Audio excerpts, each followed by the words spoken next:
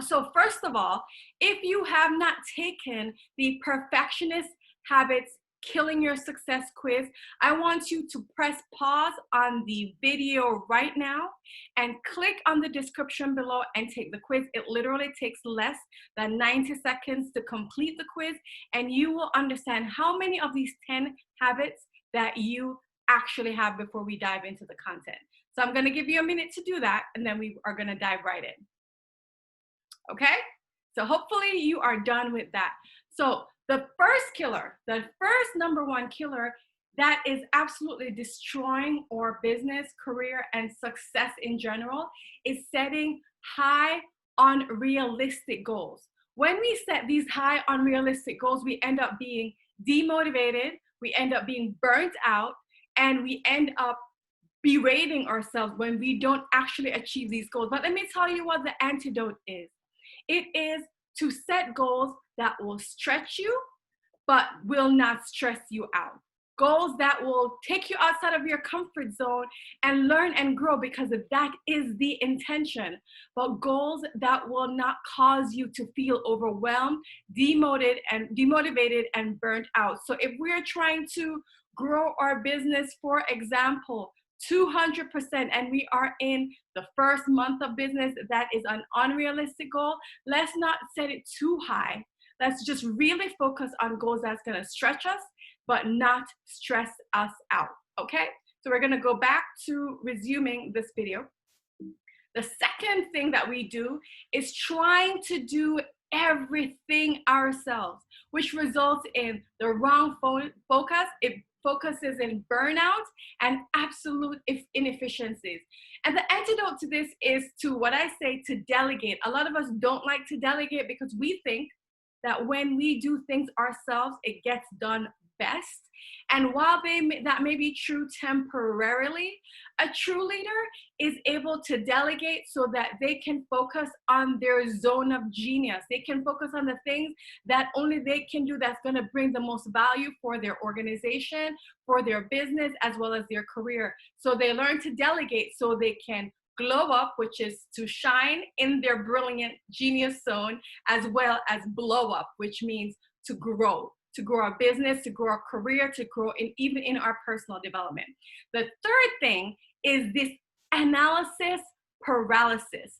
This analysis paralysis results in us feeling stuck. We are not able to take action because we are over and over and over again analyzing this next step and the next thing to do.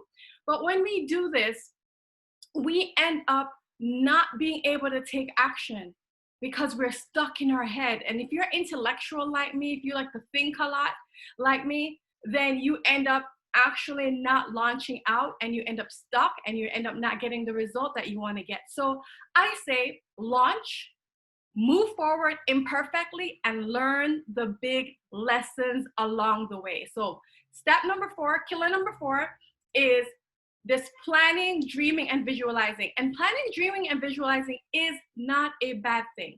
Let me be clear. It is important to plan. It's important to have a vision. It's important to dream. But those processes are all mental. We get stuck in our head. So we end up thinking instead of implementing. It's very much like the last one. And the antidote is to manifest. People talk about the law of attraction. If you want to attract, you gotta act, right? So attraction requires action. And so manifest the vision, manifest all the things that you're planning, dreaming, visualizing, affirming by executing. And by executing, you put things out there that you can get the result. Killer number 5 is that we are too busy doing absolutely everything. And what this results in is complete lack of focus, complete exhaustion, complete confusion. But the antidote of this is to do the most strategic thing that helps us to get the results that we want to get in our business, in our career, and in our personal life. It is the thing, because when we focus on everything, we're not doing the thing that is strategic. We end up focusing on the things that we're used to doing versus the things that actually get us the quickest, fastest, most direct results, so that we're not feeling overwhelmed, confused, and exhausted. If any of these first 5 that I went through resonates with you, I want you to type in the comments below this video that the number that you know you're already guilty of. Type in any of the numbers. And if it's all of them, type in 1, 2, 3, 4, and 5. So the next one is killer number 6, which is always trying to get ready. I see so many women, my audience is primarily women, and I see so many women doing this. Another class, another training, another course, another job, another experience, another volunteer opportunity, because you're always trying to get ready instead of recognize that, sister, you are brilliant. You are ready now. So the result of that is that you never feel quite ready. And so the antidote to that is do it before you feel ready. And then, sister girl, you will be ready. Do it before you're ready and you will feel ready. Killer number 7 is always focusing on the next goal. We talk about learning to stay in the present. And while this is important to have a goal, learning to stay in the present and celebrating the wins is important, because when we're always focusing on the goal, we become discontent because we never really own what we have already achieved. And so we feel unhappy, we feel like we haven't gotten anywhere, and we keep on poo-pooing our progress. All of us need, including myself, to stop poo-pooing our progress and learn to celebrate the wins. So one of the biggest assignments I love to give my clients is for a period of 21 days, every single night, to write down on a piece of paper, what are you proud of yourself for doing today? And it could be something as simple as getting up out of the bed this morning and going to work, even though you feel sick, even though you feel demotivated, even though in the middle of a crisis, you don't feel like doing it, you still got up and do it. And you showed up and you gave it your best and you gave it your all. So learn to celebrate the wins by actually writing down and recognizing how far you've come, and stop poo-pooing on all the things that you have accomplished so far. So our next goal is having too many things on the to-do list. And it's something that honestly, I am learning myself to do. I'm not talking because I'm an expert. I'm talking because now I have the head knowledge specifically around this one. And when we have too many things on the to-do list, it results in lack of focus. It results in burnout. It results in overwhelm. And so what we want to try to do is really, really learn how to prioritize and learn to say no. This is a thing that so many of us don't know how to do. We don't know how to say no consistently. And so learning to say no is absolutely critical, is absolutely important. So we'll go back to sharing again. Killer number 8 is beating ourselves up for making too many mistakes. Now, when we beat ourselves up, because we hate failure, we end up beating ourselves up instead of it being like, okay, I made a mistake, and learning from the mistake, we beat ourselves up. And the result of it is low confidence, demotivation, and fear. And what I say is let the mistake be like water rolling off a duck's back. It means don't internalize it, but take the data. Data is not emotional. Data is not personal. Data is information. So I want to encourage you to learn to gather the information that led up to the failure, that led up to the mistake, and learn the lesson from it so that you don't make that same mistake again. You may make other mistakes, but you're definitely not going to make this one twice, because you took the data, which is information that is not emotional, and you learned the lesson from it, and you quickly moved on.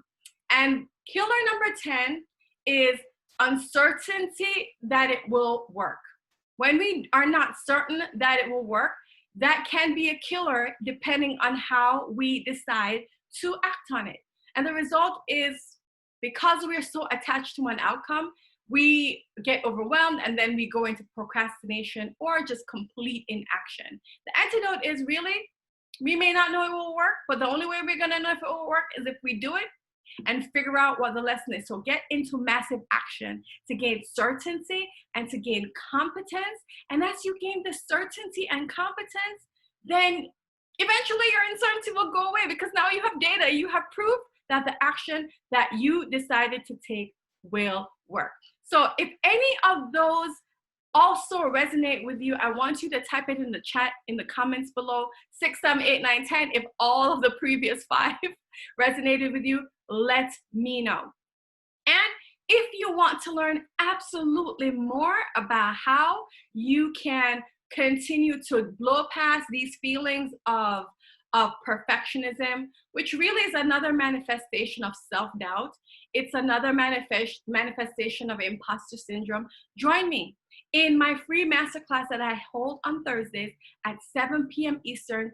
Click to register in the links below, and you will learn how to advance your business and your career confidently so that you can get the results that you want, so that you can get the promotion, you can get the business results, you can have the joy and the peace that you need, that you're able to achieve things with grace, ease, and peace of mind. Because a lot of people are out there achieving things, but they're achieving it under immense and intense stress, and it doesn't have to be so. So I want you to come to this masterclass. It is a blast, and we look forward to having you. And finally, I want to actually invite you to follow me on social media as well. So my social media handles, you will see them here, but it's all Kisha Wynter, LinkedIn, Instagram, or YouTube. And whatever it is today, I want you to remember that you are brilliant, you are amazing, and don't forget that you were not meant to shrink down lower. So rise up and own your power. Have a fantastic week.